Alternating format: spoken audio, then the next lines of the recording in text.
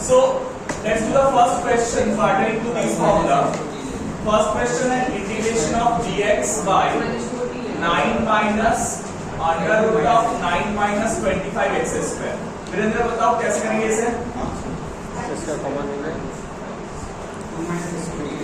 कौन सा फॉर्मूला के साथ कंपेयर हो रहा है ये?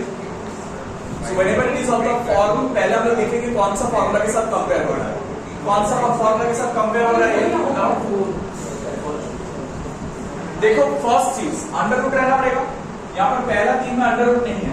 ये नहीं नीचे वाला नहीं. कांस्टेंट स्क्वायर माइनस 25x मतलब इसको हम लोग कैसे लिख सकते हैं? 3 square minus 5x whole square. हाँ या ना? तो देखो a square minus x square कौन सा फॉर्मूला है? ये वाला. समझ रहे हैं? तो x a square minus x square क्या होगा? sin inverse. सर बट आज ये सेम सम किया मुझको से उसमें मैम बोली कि x के साथ कोई कोएफिशिएंट नहीं रहना चाहिए तो कॉमन ले ली. अरे यार x के साथ कोएफिशिएंट मत रखो. तुमको अगर रखना नहीं है पाई 5 करते हैं ना. देखो दो मेथड में करते हैं. ठीक है देखते हैं आंसर सेम आता है नहीं. चेक कर लेते हैं. तो इधर अगर हम लोग नॉर्मली करेंगे मान लो x के साथ कोएफिशिएंट छोड़ दिए तो ये का आंसर आएगा sin inverse of x by a मतलब 5x by 3. हाँ या ना? इधर sin inverse of x by a नहीं 5x by 3. x by a के हिसाब से आया. लेकिन हम लोग को क्या पता है जब भी वेरिएबल के साथ कांस्टेंट मल्टीप्लाइड होता है तो हम लोग क्या करते हैं? वेरिएबल के साथ एक कांस्टेंट मल्टीप्लाइड रहता है. इंटीग्रेशन में क्या करते हैं? हाँ डिवाइडेड बाय 5 प्लस c मतलब ये आना चाहिए 1/5 sin inverse of 5x by 3. आया ना? और अगर तुम जो बोल रहे हो हम लोग क्या करेंगे? पहला ही स्टेप में 25 को कॉमन ले लेंगे दोनों में से. x स्क्वायर के साथ 25 जुड़ा हुआ है ना. 25 को अगर कॉमन ले लेंगे तो वो बाहर 1/5 के तौर पे आएगा. और ये क्या बच जाएगा? dx by under root of 3/5 whole square minus x square. आया ना? That is equal to sin inverse of बताओ sin inverse of x by 3/5 plus c. तो आया sin inverse of 5x by 3 plus. ठीक है. तो it is better to do it by this method. क्यों better to do it by this method? क्योंकि देखो ये डायरेक्ट फॉर्मूला आ जाता है और तुमको वो डिवाइड वाला कांसेप्ट लगाने का जरूरत नहीं पड़ता. हाँ है ना? समझ आया? तो एक नंबर पे पढ़ लो हमें बात एक नंबर पे पढ़ लो वो तो हफ्ते बाद करेंगे. क्लियर? ये दो अलग अलग मेथड है. ठीक है ये मेथड वन मेथड. तो यहां पर प्लस ही होगा. हां obviously plus minus 3 obviously plus. ठीक है. अच्छा देखो इसके बाद 2 3 ये सब इजी है. फोर्थ वाला बनाए वो भी. फोर्थ भी इजी है 2 माइनस x स्क्वायर. फोर्थ भी इजी है. फिफ्थ वाले में चलते हैं. फिफ्थ वाला बताओ कैसे करेंगे? Question number 5.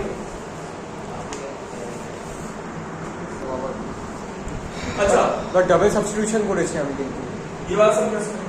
ये वाला আমি डबल सब्स्टिट्यूशन করেছি. हां स्प्लिट करना पड़ेगा पहले. स्प्लिट तो होती है. सो क्या करेंगे? सब्स्टिट्यूट कर देंगे. देखिए पकड़ के x cube by x to the power 4 plus c square dx plus dx by x to the power 4 plus c square dx. ये दोनों अलग अलग से करना पड़ेगा. ठीक है. तो ध्यान से देखो दोनों को क्या करना पड़ेगा. हाँ और अलग अलग सब्स्टिट्यूशन भी करना पड़ेगा. मान लो ये 1 है. This is 1 I1 and this is अब देखो I1 में क्या कर रहे हैं? ये x to the power 4 plus c square ये पूरा को क्या कर रहे हैं? हाँ x to the power 4 plus c square equal to d. क्यों? देखो यहाँ पर x का क्या फॉर्म है? क्यूब है. x टू द पावर 4 को डिफरेंशिएट करने से क्यूब आएगा 4x क्यूब प्लस 0 मतलब c कांस्टेंट है ना. कांस्टेंट को डिफरेंशिएट करने से dx is equal to dt आया ना। अब इसको हम लोग यहाँ पर x क्यूब के जगह में हम लोग सब्स्टिट्यूट करेंगे x cube dx dt by 4 आएगा। तो ये वाला एक्सप्रेशन क्या हो जाएगा, I1 इक्वल टू क्या हो जाएगा बताओ, a कांस्टेंट है ना, इसको बाहर निकाल देंगे a को। सो a integration of x cube dx का फॉर्मूला क्या है, dt by 4, 4 बाहर चला गया, by ये पूरा चीज को क्या लिए थे हम लोग, a into log t। So a by 4 log t plus c1, मतलब a by 4 log of x to the power 4 plus c square plus c1। Clear, ये वाला पार्ट समझ आया। अब नेक्स्ट वाला पार्ट में देखो x है, अब इसको अगर t ले लेंगे तो ये नहीं आएगा, डिफरेंशियल नहीं आएगा। तो हम लोग क्या करेंगे, फॉर I2 में हम लोग पहले I2 को अरेंज करेंगे। कैसे लिखेंगे, इंटीग्रेशन ऑफ b को बाहर ले लेंगे, x by x to the power 4 को लिखेंगे x square whole square plus c square dx। बताओ समझ आ रहा है। क्वेश्चन y, छोटे वाले फॉर्म में आ रहा है x प्लस, लेकिन उसमें यहाँ पर x बैठा हुआ है, उसको क्या करेंगे, तो पहले सब्स्टिट्यूट करेंगे। क्या सब्स्टिट्यूट करेंगे, सिर्फ x स्क्वायर, पूरा चीज को नहीं, किसको, हाँ, let x square is equal to u। So 2x dx is equal to du। हाँ, अब देखो x dx बैठा हुआ है ना यहाँ पर, सो x dx will be du by 2। तो ये du by 2 यहाँ पर सब्स्टिट्यूट कर देंगे तो क्या आएगा, b integration of x dx मतलब du by u square plus c square. हाँ, अब आ गया है हम लोग का फॉर्मूला। देखो कौन सा फॉर्मूला लेंगे, समझ आ रहा है, variable square plus constant square. So variable square plus constant square is this 1/a tan inverse of x by a। ये वाला फॉर्मूला यूज करेंगे। तो क्या करेंगे, ये b by 2 into 1/a, 1/a मतलब c tan inverse of u by c। बस I1 plus I2। लेकिन ये रखने से नहीं चलेगा, u तो सब्स्टिट्यूट करना पड़ेगा ना हम लोगों को, b by 2c tan inverse of u by c। u क्या था, u क्या लिखा हम लोग, x square. So x square by c plus c। तो अब c1 c2 हम लोग ऐड कर देंगे। सो देयरफॉर आंसर क्या हो जाएगा, a by 4 log mod x to the power 4 plus c square plus b by 2c tan inverse of x square by c plus total plus k is the constant of integration, या c3 c4 जो मन चाहे लिखो, constant of integration इसमें कोई फर्क नहीं। Clear, okay, now look at this question number 6। जल्दी से बताओ क्वेश्चन नंबर 6 कैसे करेंगे। क्वेश्चन नंबर 6 में e को t लेंगे, e to the power x को 2x में e to the power x को t लेंगे, किसको t लेंगे, क्वेश्चन नंबर 7 में 3 to the power x equal to t लेना पड़ेगा। ठीक है, 3 to the power x को t लेना पड़ेगा। ऑलराइट, तो क्वेश्चन नंबर 8 पर आते हैं। जल्दी से क्वेश्चन नंबर 8 क्या है, integration of x plus a by x minus a dx। बताओ कैसे करेंगे, कर लेते हैं। क्या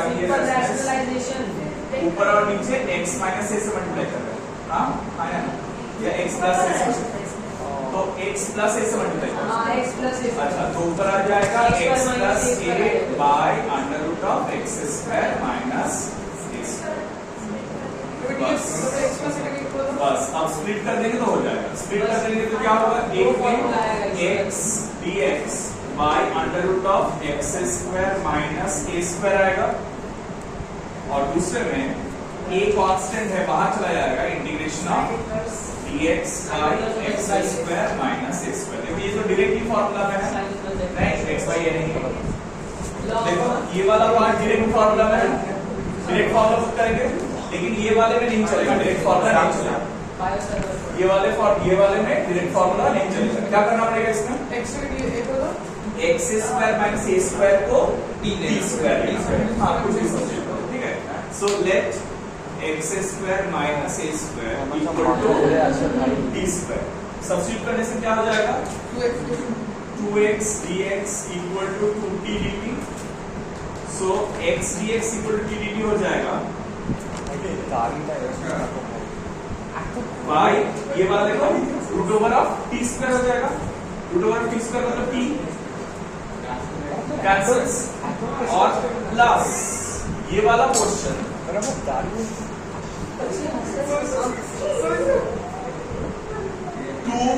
2x square minus a square का फॉर्मूला क्या था? log of x plus under root of x square minus a square, ठीक है। प्लस c1 लेते हैं और फाइनल आंसर होगा dt by integration of dt क्या हो जाएगा? t हो जाएगा, और t को हम लोगों ने क्या किया है? Root over x square minus a square. So ये हो जाएगा t प्लस 2 log x क्या लिख रहे हैं? x square minus a square plus c1 is equal to, अच्छा ये नीचे वाला क्वेश्चन सब लोग कॉपी कर लिए ऑलरेडी, यहाँ कॉपी हो गया है सब कुछ। थोड़ा ध्यान से सुनो, रुको ये वाली कॉपी मत करो, ठीक है। ये गलती है, बहुत बड़ा गलती है, हम बताएंगे क्या है। सामने कोई गलती नहीं है, एक रिप्रेजेंटेशन मिस्टेक है, बताएंगे। तो ये क्या है? देखो t क्या है? t क्या लिखा हम लोग? Root over of x square minus a square plus 2 log mod of x plus root over of x square minus a square plus, अब जो बोल रहे थे ध्यान से 2 कहां से आया सर? कौन सा टुकड़ा है?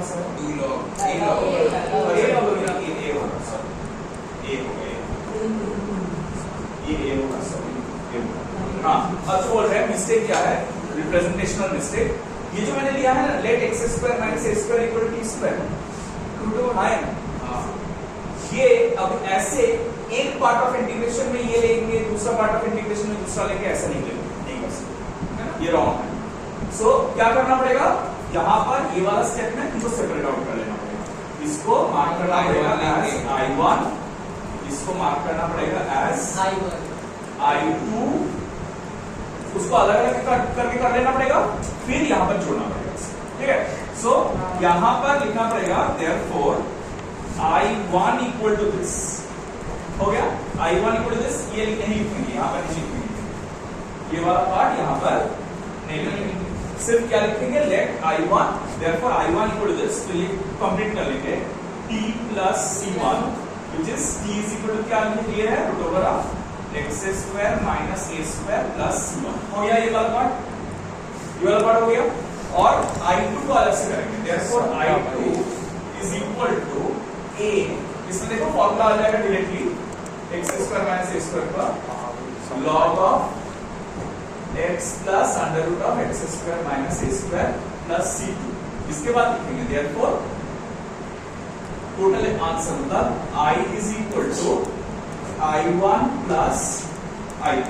तो अब I1 लिखेंगे root over of x square minus a square plus a log mod x plus x square minus a square plus, समझ में आया क्या प्रॉब्लम हुआ था? क्योंकि जब भी तुम एक पूरा इंटीग्रेशन है उसमें अगर एक सब्स्टिट्यूशन कर रहे हो तो वो लेफ्ट में भी करना पड़ेगा, राइट में भी करना पड़ेगा, which we are not doing, we are doing only for the left। इसलिए I1 का अलग से करेंगे, I2 का अलग से करेंगे, लास्ट में दोनों को जोड़ के आंसर लिखेंगे। ऑलराइट, 9 कैसे करेंगे सर? हाँ बताओ 9 कैसे करेंगे जल्दी से। पता है कि हम लोग को ये वाला फॉर्मेट्स में ही अरेंज करना है, ये स्पेसिफिकली बोला हुआ है, ठीक है। नॉर्मली अगर ये सम एग्जाम में आता है तब तुमको ये रिकैप्चुलेट करना पड़ेगा, ठीक है, कि ये वाला फॉर्मेट में था इसलिए कर पाए। तो अगर हम लोग को स्क्वायर फॉर्मेट में फॉर्मेट में है तो इसको हम क्या कर रहे हैं, पहले एक स्टेप कर ले रहे हैं, तोड़ रहे हैं। इसको root over of x by under root of a cube minus x cube लिख रहे हैं, ये लिख सकते हैं ऑब्वियसली। इसके बाद हम क्या कर रहे हैं, हम लोग बोल रहे हैं let x cube equal to t square. X cube को क्या ले रहे हैं, टी स्क्वायर। क्यों ले रहे हैं, क्योंकि तब x to the power 3/2 equal to t हो जाएगा, हाँ या ना? Yes. x to the power 3/2 t हो जाएगा। अब दोनों साइड डिफरेंशिएट करो, देखो क्या आ रहा है, x to the power 3/2 minus 1 3/2 half 3/2 x to the power half। हाँ 3/2 x to the power half dx equal to dt हो जाएगा। अब 3/2 माइनस 1 क्या होगा, मुंह बंद रखो। 3/2 माइनस 1 क्या होगा, हाफ हो जाएगा। तो देखो ये 3/2 को उधर लेके चले जाएंगे तो x to the power half का मतलब क्या है, रूट x है ना, है हम लोगों के पास रूट x, तो डिफरेंशियल प्रेजेंट है तो हम लोग सब्स्टिट्यूट कर सकते हैं। तो ये क्या हो जाएगा, इंटीग्रेशन ऑफ रूट x मतलब रूट x dx मतलब ये 2/3 को बाहर लिख देते हैं dt by under root of a cube minus x cube को क्या लिया था हम लोग,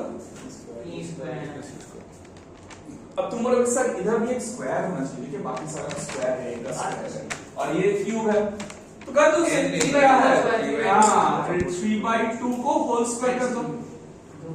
अब a square minus x square, a square minus t square आ गया, बोलिए ऐसे समझ आया क्या हुआ। आप बोलो कौन सा फार्मूला यूज करेंगे वीरेंद्र, कौन सा फार्मूला यूज करेंगे बताओ, ये वाला देखो constant square minus x square, ठीक है। सो फोर्थ वाला फॉर्मूला यूज करेंगे तो क्या आएगा, sine inverse of 2/3 sin t by a to the power 3/2, sine inverse of t by a to the power 3/2 मतलब दिस विल बी